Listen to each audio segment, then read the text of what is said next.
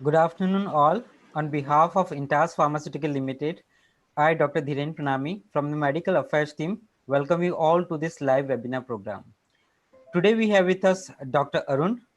Dr. Arun will guide us regarding the current perspective on the management of acute on chronic liver failure.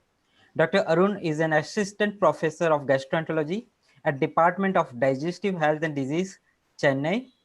Today we'll also have with us Dr. B. Mohammad Naufal. Dr. Naufal is going to moderate today's session. He is a consultant gastroenterologist at Aster MIMS Hospital, Kotkal. We will be also having a question and answer session at the end of talk by Dr. Arun. So you have any query, question or doubt, you can write that in the comment box. The comment box is on the right side of the video that is playing. Once again, thank you everyone for joining this live webinar program. Now I hand over to Dr. Nofal to take the event further. Over to you, sir. Good afternoon, everyone. So today we are going to discuss about ACLF in the current perspective. I am going to give you a short description. It's more details will be shared by Dr. Arun. So it's an acute severe hepatic insult in a healthy liver with aggressive critical care and non-transplantation survival of up to 60 to 70% can be achieved. So basics to the most of us and the current COVID perspective. All these details will be shared by Dr. Arun. Over to you, Dr. Arun. Dr. Arun, you can start. Good afternoon, respected senior consultants, my dear friends, and it's indeed a great pleasure for me to be in this wonderful occasion. Also, I would like to thank all the organizers who gave me an opportunity to be involved in this webinar. Even during this COVID scare, I would like to thank all the participants who have been joining in this webinar. Thanking you all. And today we are going to discuss an area which is none other than acute on chronic liver failure, current management perspective. See, as we all know that in the field of gastroenterology, if you're going to discuss something about acute on chronic liver failure, there are three major entities I would like to convey to you all. What are the three major entities? One is acute liver failure, and the second one is acute decompensation, and the third one is acute on chronic liver failure, which is very new and is very upcoming in the field of hepatology. So, what do you mean by acute liver failure? So, if the patient doesn't have any evidence of pre-existing liver disease, and if you are going to develop jaundice, a prolonged INR, a severe coagulopathy, then the patient is having evidence of acute liver failure in the background if the patient doesn't have any existing evidence of pre-existing evidence of CLD, chronic liver disease. And next to that, what do you mean by acute decompensation? That is a new entity. Acute decompensation is nothing but that should be established cirrhosis or established chronic liver disease background has to be there. In the background of established cirrhosis or established chronic liver disease, if the patient is going to develop acute worsening of symptoms because of some precipitating factor or some other etiology, that is nothing but this acute decompensation. And what do you mean by acute on chronic liver failure? That's a new entity, what you're going to discuss right now. And we'll be progressing with that right now. So to discuss about acute on chronic renal failure is nothing but a syndrome characterized by acute decomposition of chronic liver disease associated with organ failure and high short-term mortality. In 2009, the basic definition by Sarin statement another one, so they made a definition that is nothing but jaundice and coagulopathy, which is complicated by ascites and encephalopathy within 4 weeks of presentation. Now, in the latest guidelines, 2014 and updated guidelines in 2019, they have mentioned it has been associated with high short-term mortality of approximately within 28 days period. So as we all know that the definition of acute or chronic liver failure is nothing but acute deterioration of liver function has to be there.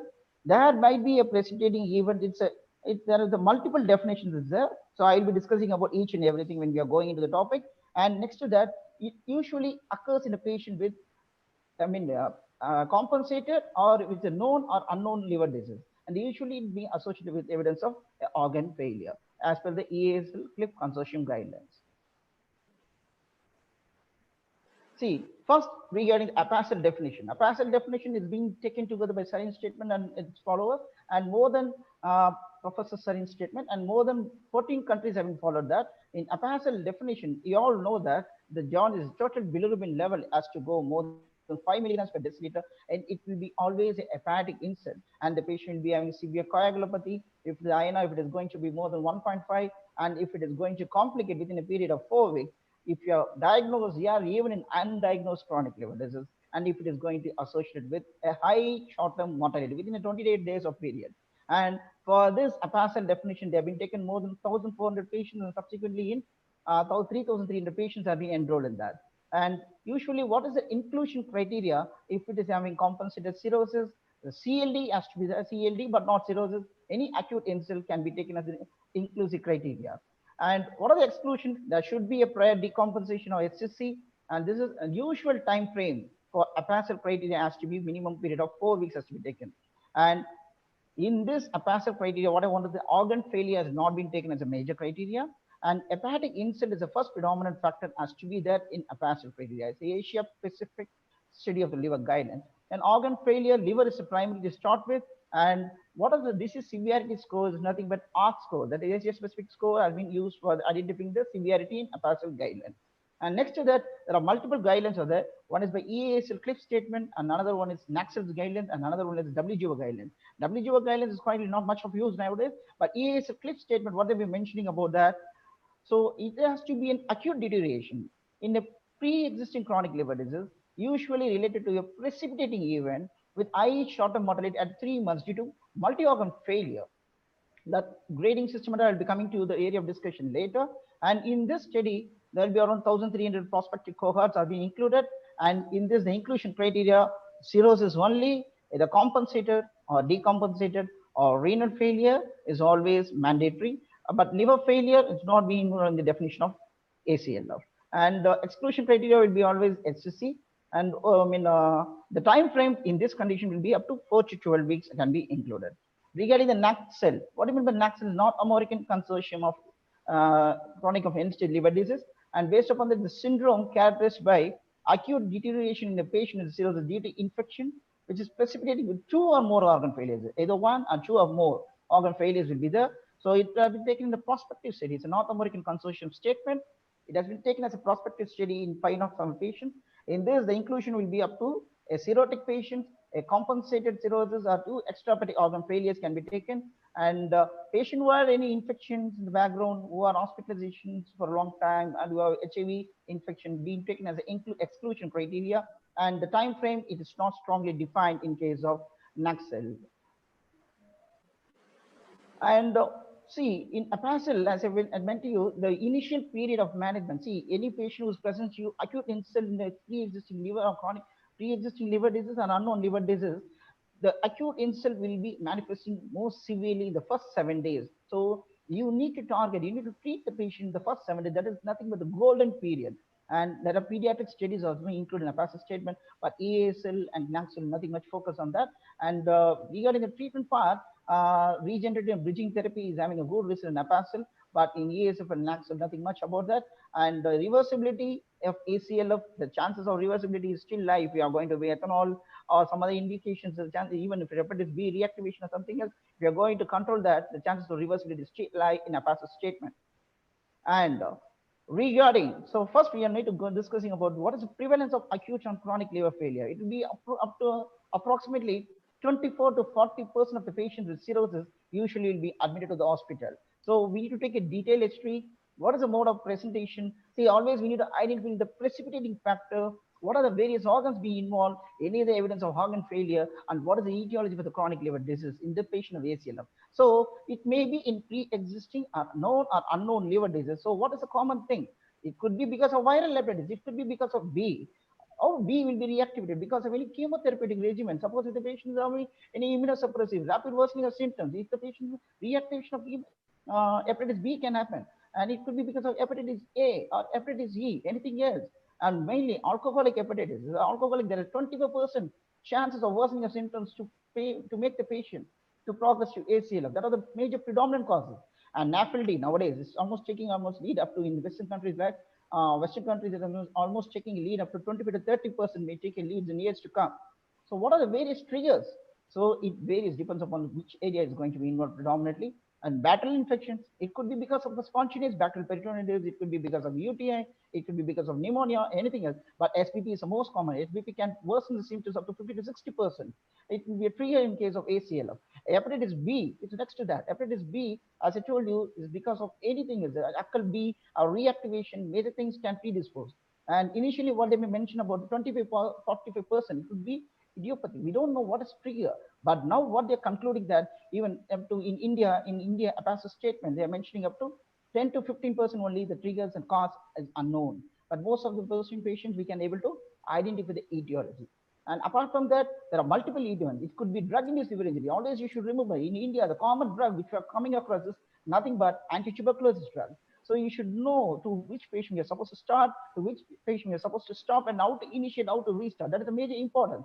And anti-tuberculosis drug, it could be a chemotherapeutic agent, it could be any other molecules. Even some trials have been going with other macrolides and other things also being involved. And it could be herbs and other drugs in the natural medications. And those these are all can predispose also, predispose to drug-induced liver injury. And there are extrahepatic triggers like other infective pathology, apart from bacteria, viruses, and then it could be lepto, it could be other parasitic infections.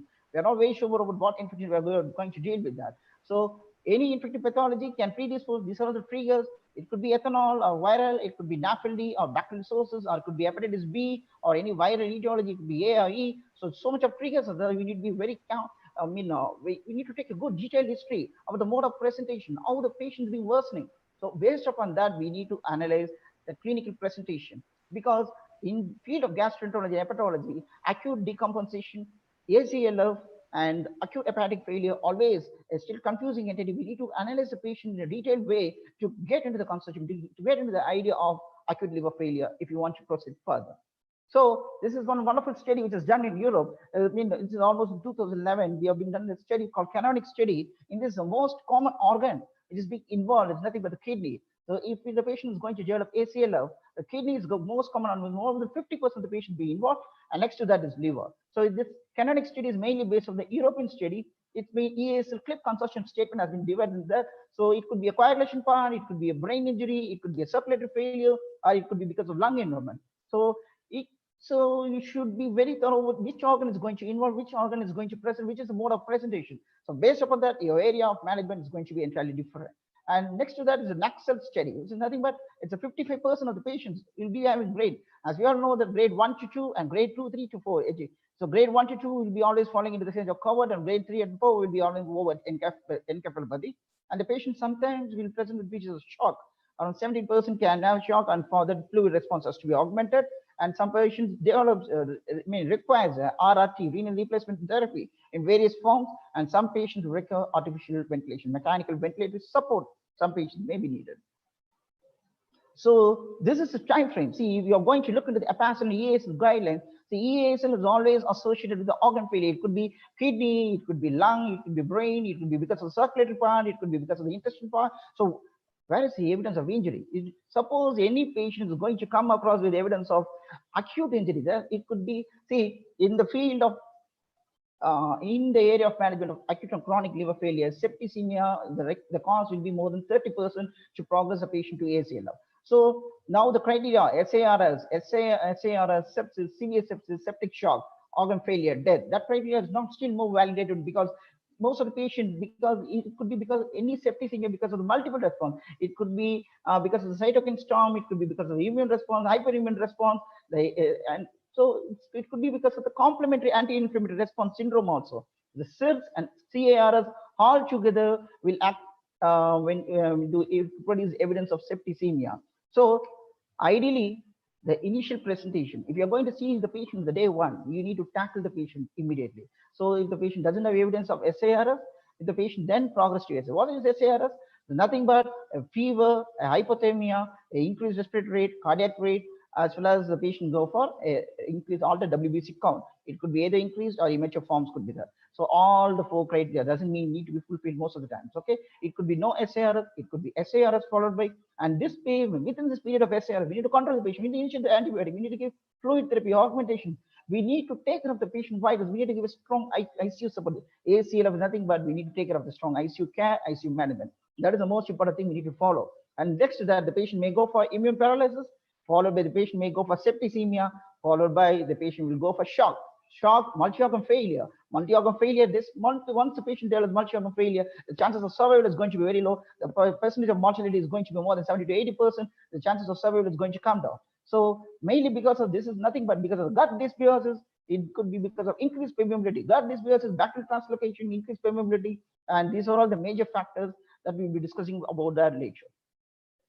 So the golden window period is about very short in the period of acute or chronic liver failure management. So you should take the golden window period. That's a 1 week of the presentation. So take history and analyze the patient in a proper way.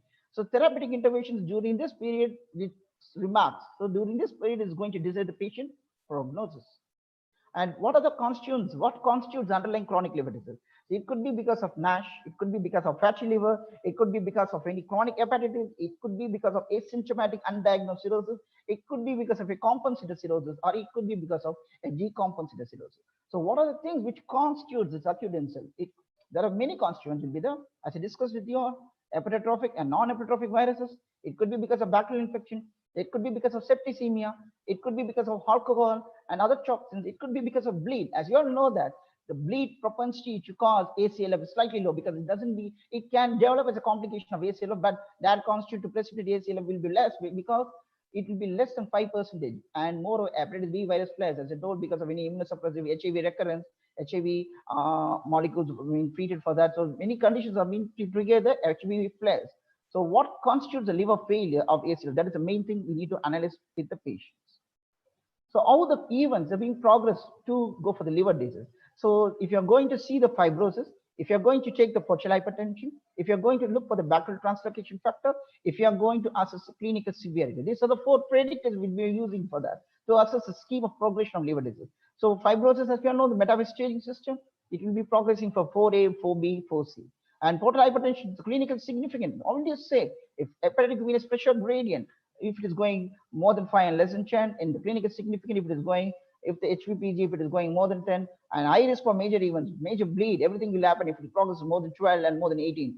So what is going to happen if the bacterial translocation? So bacterial translocation, lipopolysaccharide activation. So what is going? Splanchnic artery volume is going to minimal absent SAV, splanchnic artery volume and normal cardiac output, followed by moderate and significant SAV and no further cardiac compensation, followed by severe SAV and decreased cardiac output, severe organ imperfusion, hemodynamic impairment, and the patient's organ perfusion is going to come down, and the shock is going to establish, and finally the patient is going to die. So that is why the bacterial translocation factors is going to worsen, and the clinical severity.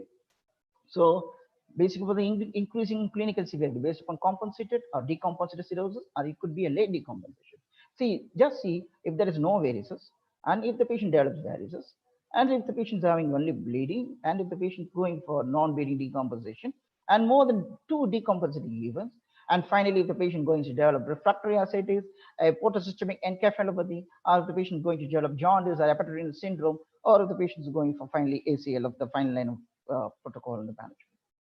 And ACLF, so as I discussed with you, what are the identified inducers of inflammation? That is the first thing is septicemia, and septicemia, there's multiple factors are there. One is because of the SARS and the CARS pathway is to be regulated. One is because of the lipopolysaccharide activation, and one is because of the PRR. One is because of toll like 4 receptor activation. Multiple pathways are there in the pathway, in the sepsis protocol. So more than 30% being worsened because of ACLF, and most common is because of SBP. And alcoholic hepatitis, as we all know, the matter discriminatory, if it is going more than 32, it is a high indicator. We need to assess the multiple severity, whether the patient is going to respond to steroids or not. That is a major important clinical assessment. So whether the patient deserves steroid, and prior to initiate the patient on steroid, we need to think whether the patient is having any evidence of steroidal complication. Like if the patient has severe kidney injury, the patient is having large varices, the patient presents to you with bleed, or if the patient has evidence of pancreatitis or any other major complications, the patient has evidence of severe infection. So prior to initiate steroids, those are the certain areas we need to be checking is an alarming preponderant factor. And next to that, both the 25% of the cases because of alcoholic hepatitis can occur. Because what is going to happen? Alcohol, if you're going to consume a lot, there will be intestinal dysbiosis, lipopolysaccharide activation, and increases intestinal permeability. The cytokine storm is going to burn. There are multiple events for that. So spontaneous SBP will be there. The apoptotic factors is going to activate. The pyroptosis factor is going to activate. There's so many events for that. And next to that, ACLF with no obvious trigger. As I told you, no obvious trigger, because initially in the Western countries it will be up to 40 to 50%, but now in India, in APAS's statement, they made up to 10 to 15% of the patients only with no obvious trigger. Most of the patients we can identify the trigger. What is the reason for ACLF? One is because of gut bacterial metabolites, and next to that, because of the battle PAMP is nothing but pathogen associated molecular response, and next to this damage associated molecular pattern, pathogen associated molecular pattern. So based upon, see, this is DAMP means because of the bacterial translocation, bacterial damage, the protease, the extracellular matrix, the protease is going to release, there's nothing but DAMP, and because of the bacterial product, the bacterial toxins, what is going to activate is nothing but a PAM, pathogen associated molecular pattern. In this, see, if the patient is going to, there are two modes of recognition. One is because of the structural feature recognition, and second is one is because of the functional feature recognition. See, what is going to happen if the microbial PAM, it's a pathogen pattern, if it is going to activate the structure is going to recognize and predispose to inflammation. And if the predisposed bacterial virulence factor, what is further damage? The tissue damage, the ECM extracellular matrix inflammation, release, and functional feature is going to release, recognize, which will predispose us to more inflammation. And there are some proposed intervention for this. Either you're going to give probiotic or prebiotic supplementation, early antibiotic support, antifungal therapy. These all can be tried. And severe alcoholic hepatitis, as I told you, we need to target the discriminatory factor function. And next to that, the fluid goal therapy, the sepsis and other things is being developed. And always you need to take care of acute kidney injury, and HRS has to be identified. And we need to tackle that with avoid the nephrotoxic agents. And vasopressors has to be used in a conscious way. See, this is the natural history and assessment of prognosis in patient with ACLF. See, so if the patient is going to be in grade 1 of, as per the canonic statement, if the patient is to be in grade 1, 22%, and if the patient is going to be grade 2, the 32% mortality, and once the patient falls into grade 3, the mortality rate is very high, going up to 70 to 80% of mortality, definitely going to set in. So we need to prevent the patient to progress to ACLF grade 3. And I'll be discussing about ACLF grade 1, 2, 3 later. So what do you mean by CLIF consortium guidelines statement? So there are multiple scoring systems being available. As you all know that MELD score, MELD sodium, CTP scoring, more major, so much of scoring systems are there, but HARC score as well as CLIF score is still more validated. So what do you mean by the reversibility of the ACLF syndrome? So reversibility is nothing but it is defined as a reversal of key component. That means, so initially the bilirubin is going to be more than 5, the INR is going to be more than 1.5 within a period of 4 weeks, worsening in the patient with pre-existing or non-existing, diagnosed or undiagnosed liver disease. In this case, what does the reversal means? The bilirubin has to drop to less than 5, and coagulopathy has to come to INR less than 1.5, and no HE without resolution of ascites, because ascites may take time to improve. With mitigation of acute insult on time, the hepatic reserve improves, fibrosis regresses, and the portal pressure, everything will be decreasing.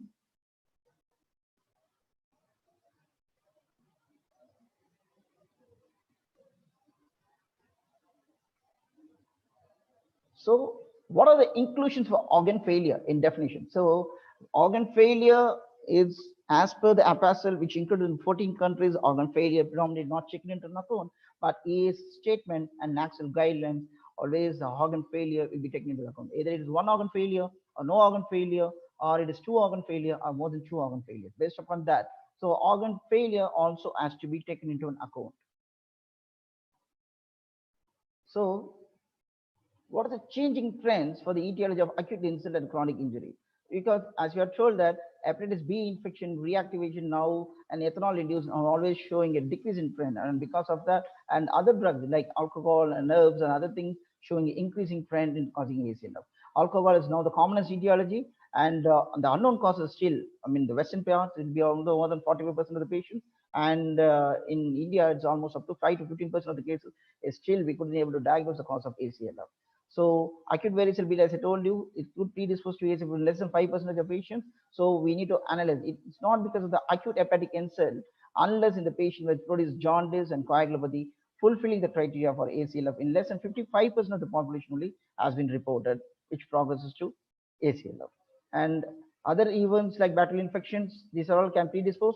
And one more thing, the hepatic venous outflow tract obstruction, like BCS, that is also can precipitate ACLF, or 5 to 10% of the population can develop. But there are no other evidence for the NCPF or EHPVO may present as features of ACLF.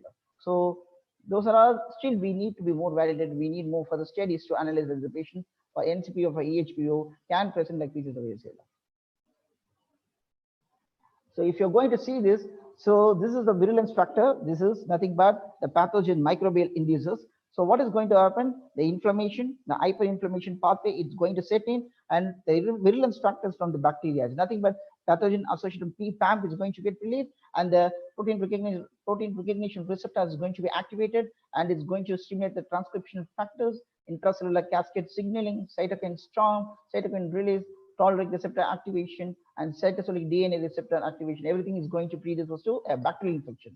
If it's a C-type lectin, that means we can able to identify with the marker, now beta-galactomannan. If it's a C-type lectin receptor, it's nothing but a fungal infection. And bacterial infection can also predispose. Fungal infection can also predispose to worsening of the symptoms in ACLF. So based upon the clinical presentation, clinical entity, we need to, fungal infection septicemia is more common in patients with diabetic mellitus, in immunocompromised. So always you need to analyze all those things when you're managing a patient. And second to that, see, if the patient is having severe alcoholic hepatitis, what is going to happen? More than 25% of the cases predisposed to ACLF. So there will be a gut dysbiosis, increased intestinal permeability, increased LPS levels, a bacterial infection will be worsening. And as I told you, lipopolysaccharide activation is a major pathway, PAMP-induced inflammation, and overexposed pro-inflammatory molecules. All these things which will be major pathways being involved in the stimulation of alcohol-induced liver injury. And over the process of immune suppression is going to activate in ACLF.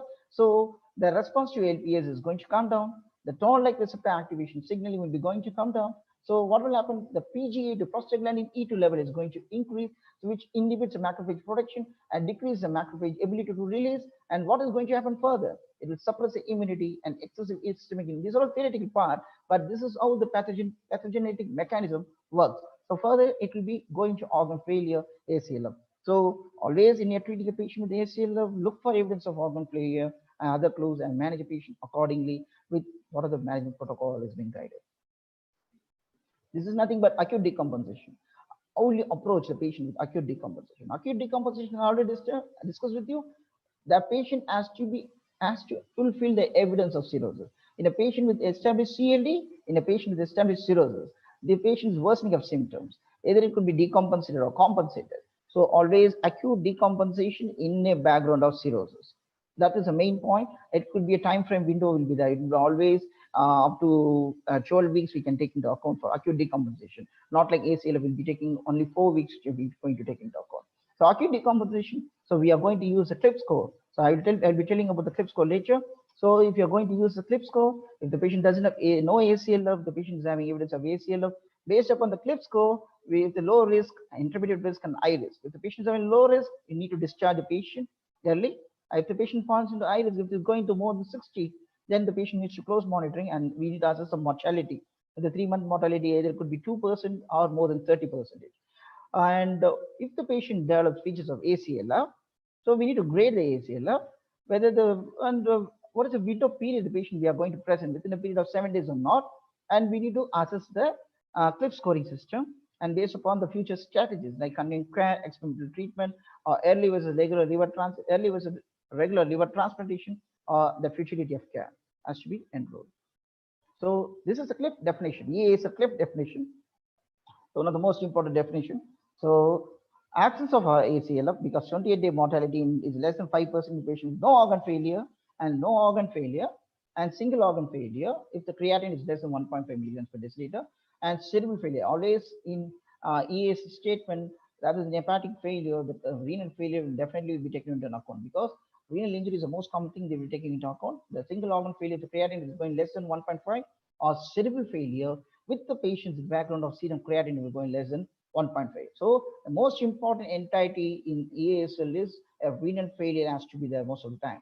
And if the patient is going for grade 1, because 28-day mortality is almost going up to 22% in patients, either it could be a single kidney failure, or remember like this LCCL, it could be a liver, a coagulation, or circulatory or lung failure associated with the creatinine, which is going to jump approximately 1.5 to 1.9 milligrams per deciliter.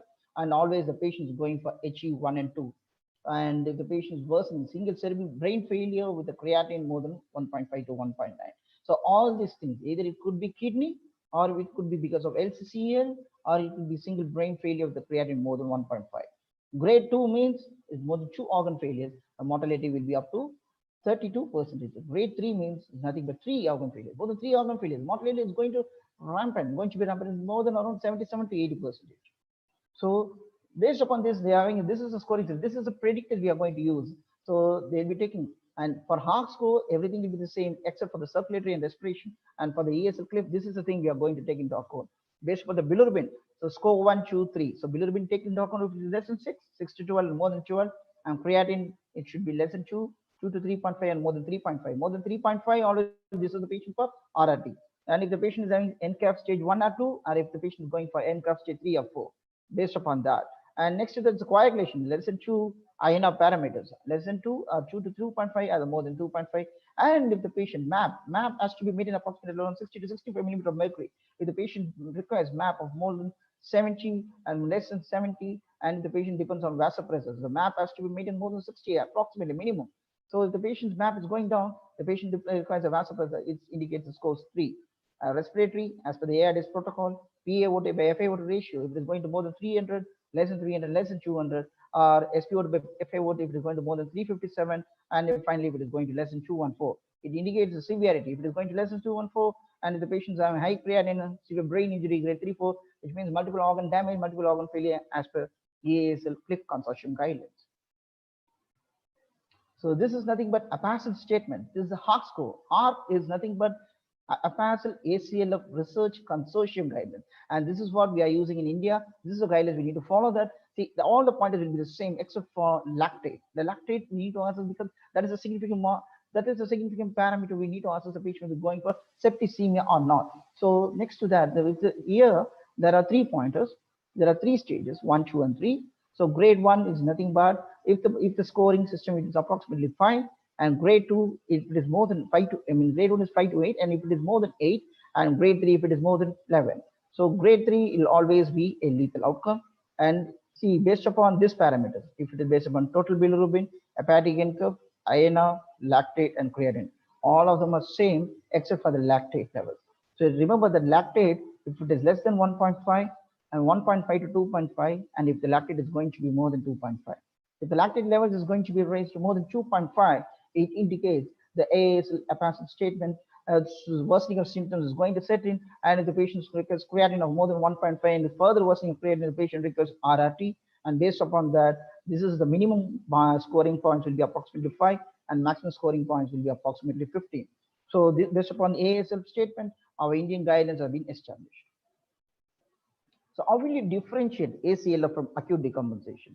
So if you want to differentiate ACLF from acute decompensation, usually in ACLF, the hepatic insult will be the presenting factor. But in acute decompensation, it could be because of hepatic or it could be because of non-hepatic causes.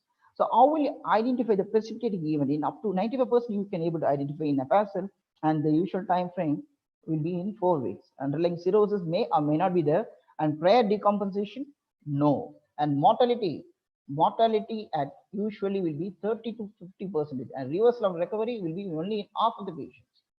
But in acute decompensation, the reversal of recovery is uncommon, and the mortality is slightly low when compared to ACLF, but the hepatic or non-hepatic presentation, it could take either hepatic or it could be a non-hepatic focus. And identifiable precipitant will be only in 70% of the cases, and time from insult to presentation can go up to even up to 12 weeks. And underlying cirrhosis is always present, and prior decompensation without it could be with or without prior decompensation. So acute decompensation, when you're dealing, it should have underlying decompensation. Underlying cirrhosis has to be there. It's a must. And if the patient having evidence of acute and chronic liver failure, underlying cirrhosis may be there or may not be there. And acute hepatic failure, underlying cirrhosis will not be there. So how will you manage? So in our Indian statement, as per APASL guidelines, ARC score has been taken into account. If the ARC score, if it is going less than 10, so first we need to identify the precipitating factor. We need to identify the etiology to make the patient to worsen for ACLF. So based upon that etiology, we need to manage. Suppose if it is a viral event, treat with antivirals and nucleotide analogs. And ethanol means we can try for steroids, GCSF, that's a new line of treatment, and fecal microbiota transplant can be tried. And autoimmune hepatitis, we can go for steroid. If it's not worsening, we need to go for transplant. And the drug-induced liver injury, first we need to stop the drug. Plasmapheresis is still in trial, And Wilson's plasmapheresis is having more beneficial role in Wilson disease. And there are many other unknown events, unknown precipitants still yet to be identified. More than 15% of the cause is still unknown in a passive statement as well as in India. And next to that, if the patient is having ARC score based upon less than 10, if the ARC score is less than 10, it's okay. So we can try the patient with standard medical therapy, plus or minus a regenerative treatment can be tried. Suppose if the ARC score, it's not worse, I mean, if it is, the score is not improving as the day goes on, and the patients keeps on worsening, the patient may need organ support. The patient may need a bridge therapy, either plasmapheresis or something. And if the patient is having heart score, if it is going more than 11, which means extra hepatic organ failure is going to set in. So if it is one organ failure, minimum more than one organ failure, the patient may desist to transplant. If more than two organ failures, we need to go for bridge therapy or organ support. We need to see whether the patient responds in the golden window period. And if the patient is going to respond, so go for liver transplant. If the patient is not going to respond, supportive care and explain the prognosis to the patient's attender and you need to declare the case. So how will you manage? How will you manage organ dysfunction or failure? So first we need to tackle acute kidney injury. Acute kidney injury is nothing but the worsening of creatinine to more than 0.3 milligrams per deciliter. And that is the most important from the baseline levels. So acute kidney injury, if it's going to happen, we can start with terlipressin. Either we can give NAC, or if the patient be albumin or renal replacement therapy. These are all the various modalities can be tried. Renal replacement therapy could be hemodialysis, or it could be because of SLED, slow low efficient dialysis. Any other modality we can use to initiate the treatment of acute kidney injury. And for the coagulation profile, see, always it's ACLF is a hypocoagulated state, and the routine parameters like prothrombin enzyme, bleeding time, INR, you cannot able to use for establishing the proper coagulation because there is a functional impairment always will be there. So for that, we need to use what is called a STREG or ROTEM, that the viscoelastic profile. That is a global viscoelastic test has to be used. Either we can go for TEG, TEG or sonoclone, or it could be a ROTEM. Anything else can be used, or if the patient develops varices means we can go for EVL or non-selective beta blockers as a standard protocol. But there are some patients, even during periods of non-selective beta blockers treatment, there are worsening of case scenarios in ACL have still been reported. That we are supposed to keep in mind. And if the patient is going to have infections, as well, no empirical antibiotics, if the patient is going to develop spontaneous bacterial peritonitis, we need to supplement the patient with albumin 1 grams per kg and fluconazole. And nowadays we can also use voriconazole, echinocandins if you're going to suspect a fungal infection. And hepatic encephalopathy, so always well known, we need to bring down the ammonia levels. Serum ammonia monitoring is not a significant marker, but still we can consider. But well correlated with ammonia, we can treat lactose, we can combine lactose with rifaximin as well as various studies, and we can also go for LOLA, L-ornithine, L-aspartate. And if the patient is going to develop ascites, always, if it is going to large volume for more than 5 liters, we're going to remove, be careful because PICD risk is still high. So we need to avoid PICD by giving albumin and terlipressin and large volume when you're going to use a large volume paracentesis. That has to be taken into account. So albumin support for large volume paracentesis is a must. And how will you tackle the sepsis in ACLF? So almost 1/3 of the patient in ACLF patients will be there. As I told you, SBP, pneumonia, UTI, and bacteremia will be there. And always you can see whether the patient is progressing for sepsis. We can see the markers, the CRP, procalcitonin. These are all can be taken as a marker. But in patient background of ACLF, the significance of these markers is not highly validated when compared to other things. And broad spectrum antimicrobial agents can be used and can be started immediately. And invasive fungal infections, we can use this marker, galactomannan and beta-D-glucan can be used as a marker to identify that. And administration of albumin, as I told you, is a must in patients who are suspecting SBP. And fluconazole prophylaxis, echinocandins, voriconazole prophylaxis, everything can be used in case of fungal infections. Fungal infections is more common in immunocompromised, diabetic, and other states. So when you subject the patient, if the patient is progressing worsening with ACLF, when you subject the patient for liver transplant, so the rapid recommend, so baseline MELD, model of end-stage liver disease scoring, if it is more than 28, if the ARC score, if it is going to be, Asia Pacific guidelines score, if it is going to be more than 10, and advanced HE in absence of overt septicemia or multi-organ failure. So multi-organ, before the patient does MOF, multi-organ failure, consider the patient as early as liver transplant, because if the patient, see, and for hepatitis B, there is almost statement is there, if the patient is having hepatitis B reactivation, should be assessed for early transplant based upon cirrhosis, bilirubin status, and prothrombin time and platelet factors, everything has to be taken into account for hepatitis B reactivation cirrhosis. And patient with suppose if you are going to think the patient with severe alcoholic hepatitis, you can go for other line of modalities of treatment like steroids. If the patient doesn't going to respond with steroids, if the patient is going to worse with steroids, the final line of modality of treatment, nothing but liver transplant. You think about the patient. So refractory alcoholic hepatitis, because the high short-term mortality in the case of ACL will be approximately going up to 50 to 90% will be there. And who are the patients who are unfit for liver transplant? If two organ failure is going to be there, severe septicemia is going to be there, advanced azotemia, if the serum creatinine is going to be more than 4, or the creatinine keeps on increasing for the base of more than 300%, and the patient uses renal replacement therapy, we need to be very cautious because there are patients who are unfit for liver transplant at the point of time. And the patients are in respiratory failure, severe areas, have a PA by F ratio if it is going less than 150, and the patient requires a continuous mechanical ventilator support more than a 3 days period. That is also a risk factor for the patient, the unfit criteria for liver transplant. And 4 or more organ failure and active GA bleeding could be also considered. If the patient bleeds actively, the patient is highly unfit for the liver transplant at that point of time. And hemodynamic instability, if the patient, this is not at high dose, if the patient requires 1 to 3 mg per hour, that's also criteria for unfit criteria for liver transplant. So what are the various liver support devices? Various liver support devices, as we all know that the BAL and one is MARS, molecular observed recirculatory system, and another one is because of the Prometheus. And there are multiple artificial liver support systems still be there, but they will improve. Temporarily, they will reduce the bilirubin, temporarily they reduce hepatic income, temporarily they improve. But what about the prognosis? What about the survival? Definitely, it is still a questionable issue if you're going to use artificial liver support, but still there's so much of trials in it, so much of guidelines is still going on. But when you're going to use artificial liver support, even if you're going to use MARS, the survival rate benefit nothing much when compared to a standard medical treatment group, because it's almost only 60% when compared to 58% in the standard medical treatment group. And also in case of Prometheus, if you're going to see the Helios study, and in this is because of Helios study, if you're going to see that survival will be only up to 63 and will be up to 66 to 63%. So when compared to standard modality of treatment, so nothing much of benefit in artificial liver support devices in improving the patient's survival. And there are other line of modalities of treatment, as you all know, there are new targeting therapy based upon the lipopolysaccharide targets are being available. We are still in trial, and toll-like receptor 4 targeting proteins have been still in trial. So many regenerative therapy, when means with GCSF, that means granular coordinate stimulating factor, we can give. Even severe alcoholic hepatitis, we have been tried. I mean, we have a reasonable experience in our center. We'll be using GCSF. So when you're going to give GCSF more than 5 mics per kg, if you're going to give at a 12 doses, subcutaneous, if you're going to give daily for the first 5 days, then third day, if you're going to try subcutaneous for the first 5 days, so you need to see the response about over the regeneration therapy.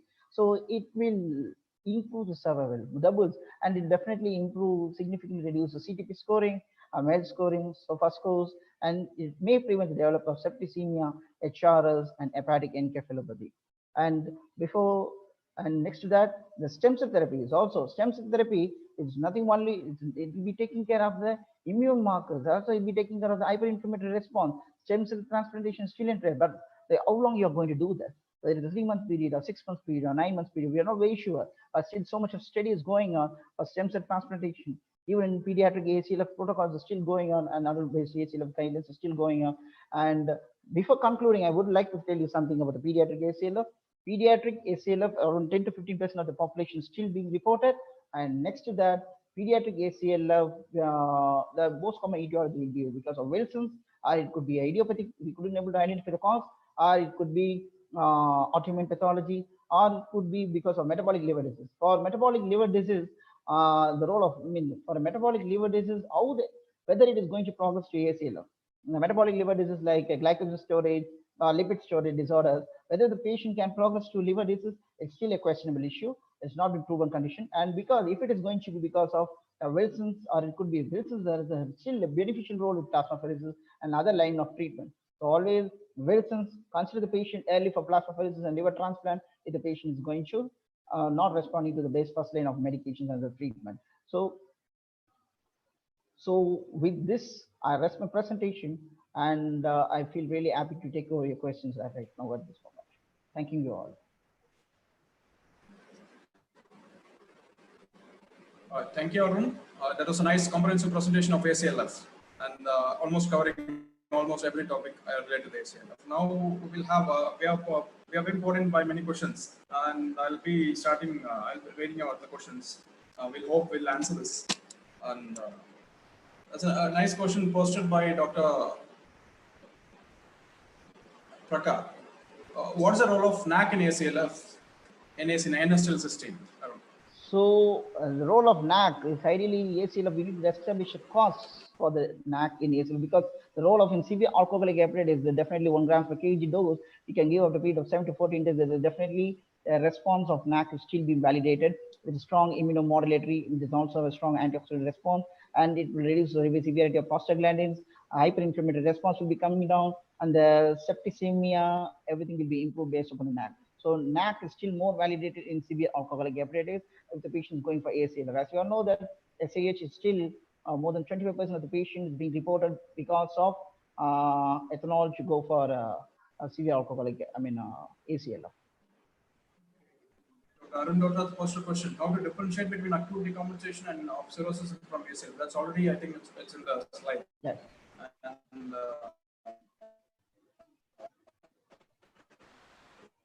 is there any time period? I think is there in the slide? You can explain now. Time period for reversibility of ACLF. So usually the ACLF, half of the patient can go for reversal. More than 50% patients can go for reversal for a period of around. With the high mortality will be after the patient. If the patient is having a survival for more than a period of 1 year, the chances of survival definitely going to come down. But with more than 50% of the ACLF patients we are going to manage promptly, definitely the chances of reversal is still more there. Time period up to 3 months to 6 months.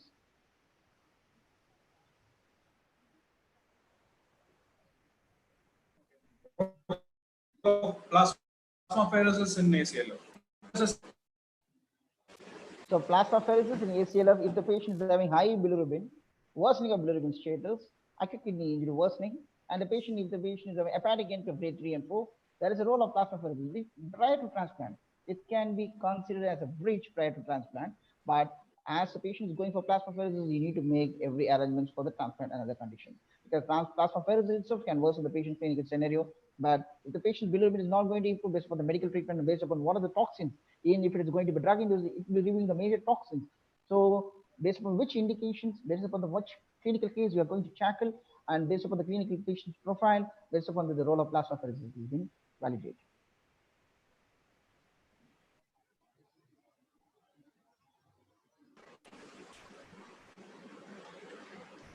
And PICD, can you? I couldn't able to hear you, Nofal, doctor. Hello.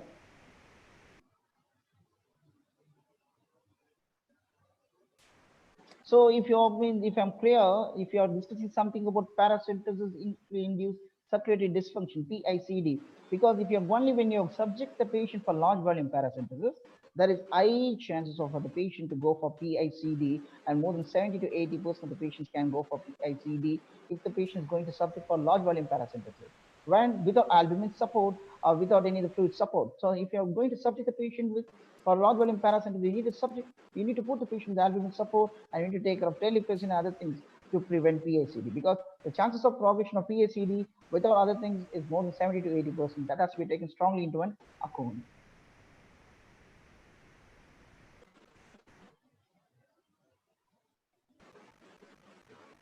Anything else?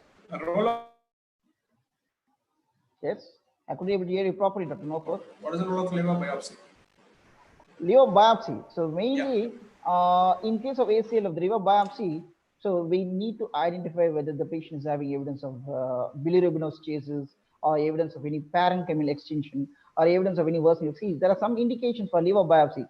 So if the patient doesn't going to improve, if the patient with autoimmune hepatitis, if the patient is worsening of symptoms, so we can have a definite liver biopsy role. And but even in autoimmune hepatitis, usually if the patient ACLF background, the patient will be predominantly seronegative.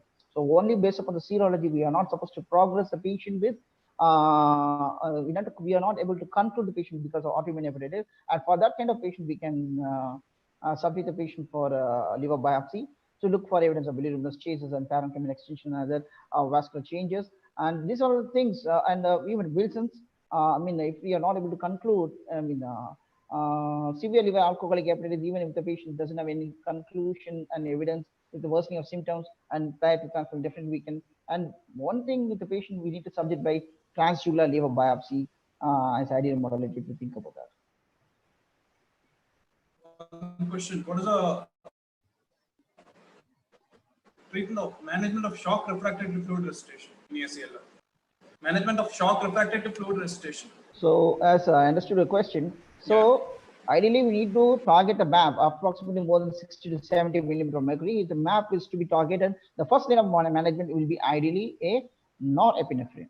So norepinephrine, because it will be taking care of the flanking arterial response, it will be taking care of the cardiac output. So norepinephrine has to be targeted properly. And along with that, sometimes some studies are still recommending vasopressin can be considered as an addendum to a norepinephrine can be considered. But when you're going to subject the patient to stress or steroid, even if the patient is not going to respond with that, then a stress or steroid still been validated in the management of ACLF protocol.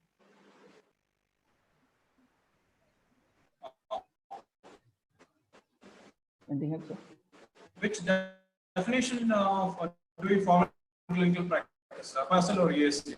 This was first question by Dr. Prakar. So we are all from India. So our target is only based upon ACLF, I mean APASL statement. But even EASF guidelines, we should not label as a simple one, because EAS is still having evidence of organ failure they've been taking into account, and EASL still more validated.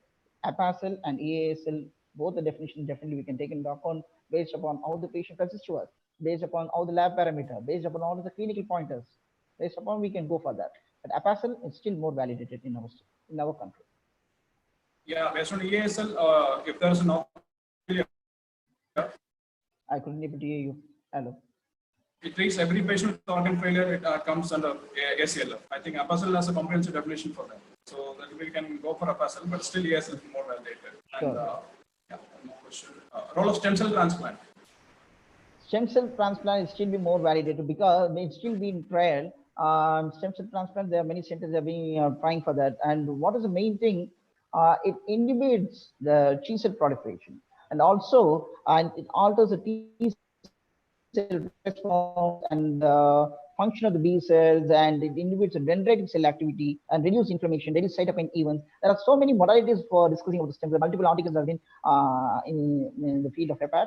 So, but stem cells, how long we are going to support, and is there any role of stem cell transplant? That is still being a questionable issue, because we are going to give stem cell transplant for 3 months, 6 months, and 9 months. Multiple trials are still going on, and the papers is yet to be validated about that.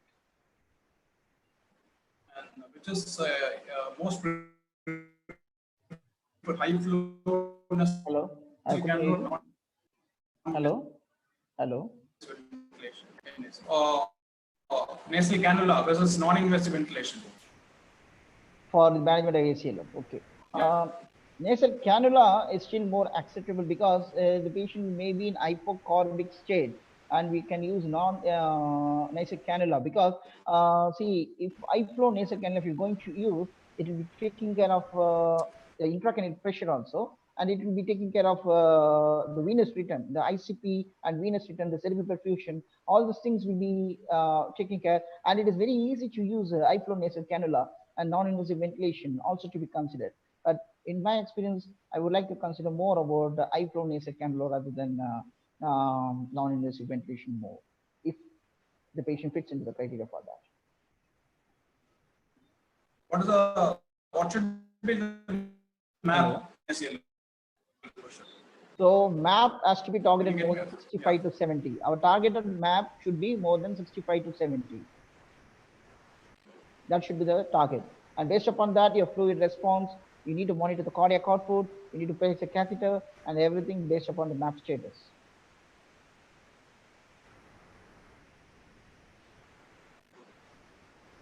What is the target glucose control? Target glucose control. Suppose if you are going to manage a patient with ACLF, we need to assess whether the patient is diabetic or non-diabetic. If the patient is having, we need to maintain a target glucose approximately 100 to, it should not be a very narrow range. It should be approximately 100 to 180. should be maintained if you want to maintain a good target control, target glucose control, when you're managing a patient with ACLF. Because diabetes, severe hypoglycemia, even septicemia, the patient can go for severe hypoglycemia, because these things can worsen the patient scenario. These things can worsen the patient status, because we need to maintain. See, always remember the 10-point protocol when you're managing a case of ALF, acute liver failure. It has given in multiple books, multiple articles. Like that, we need to remember the various guidelines, what is there for managing for ACLF. So the target glucose should be mainly approximately 100 to 180.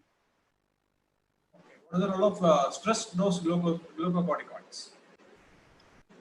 Stress dose glucocorticoids, if the patient, as I told you, just previously, if the patient doesn't respond to fluids, the fluid responsive is less, and if the patient's, even if the vasopressor support, if the patient doesn't respond because of the adrenocortical insufficiency, we can give a stress dose of steroids. A start dose of steroids can be given, but we need to take care of other septicemic focus or worsening of events when you're prior to giving a stress dose of steroids. Okay, Arun, that was a very nice detailed explanation for all the questions. And there's two more questions. I'll wind up because there's a time limit. And there's one more question. What is the role of growth factors in hepatic regeneration? I could answer that. It initially enhances the mobilization of bone marrow hepatic stem cells, and it is associated with the reduction Child-Pugh score and Wells score, and even SOPA score. In very ill patients, it is mostly, male more greater than 30. GCS therapy should be considered if liver transplant, only if liver transplantation is not feasible. And ACLF, in a nutshell, ACLF we can divide into acute insult. We should identify the acute insult, specific and target specific therapy. If the acute is ethanol, there should be abstinence and treatment for the related diseases and complications. And hepatitis B, we should prefer is a nucleoside analog. And if it is AH, autoimmune hepatitis, we can give steroids. And DILI, we should stop the drug. And dialysis, Mars and Prometheus system, it can be used. And in Wilson's disease, plasmapheresis is preferred. And in liver failure, if it is, we should initially assess the MEL score admission. If it is less than 30, then we can give the standard care. And after a week, we can again find out for the new onset organ dysfunction, organ failure. If there is dysfunction, we should give organ support and bridging therapy for liver transplantation. If it is not there, then we can monitor for deterioration. If there is deterioration, we can go for liver transplantation. If at admission, if the MEL is more than 30, then we should find out for organ dysfunction. If there is a single organ dysfunction or there's no organ dysfunction, then we can proceed for liver transplantation. If it is more than two or more, then we can give organ support and bridging therapy, and for 1 week. And initially, at day 4, day 7, we can look for organ dysfunction recovery. If there is recovery, we can go for liver transplantation. If there is not recovery, then there is a poor prognosis, and we can go for standard line of plan. And that was a good presentation, Arun, and hope we could have answered all those important questions. And thanking you all. Thank you for the organization. Thank you, Dr. Arun, and thank you, Dr. Naufal. There are a few more questions. Would you like to take one or two questions? Yes, no problem. Okay, so the one frequently asked question is that what is the role of GCSF in acute and chronic liver failure? The role of GCSF, that's what I've been discussing right now. No, the main. I just answered, Dhiren. Okay. It's I can tell you, in very ill patients with MEL more than 30, GCSF therapy should be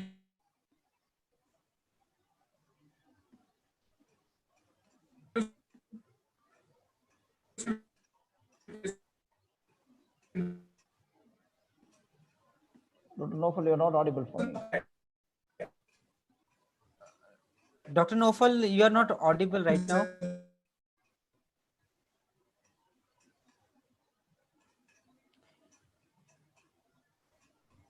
I think a connection of Dr. Naufal is very poor. I think Dr. Arun, you can comment on this. What is the cost of GCSF, and what is your experience with this molecule? So in our center, we have tried for more than 10 patients with ACLF. So reasonable experience, but unless and otherwise, if the patient goes for liver transplant, luckily we are in a liver transplant center, and our experience for liver transplant more than 45 patients during our period of training. So with that, definitely GCSF can be aid as a bridge to therapy, but doesn't mean it's only morality, because we need to consider the other line of support.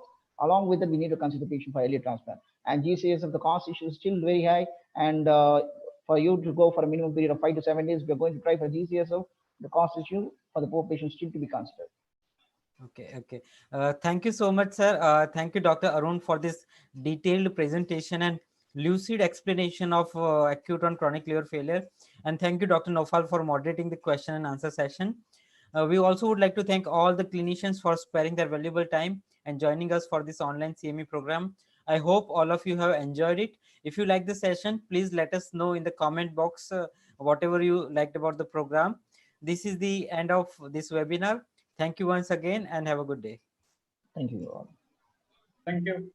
Thank you.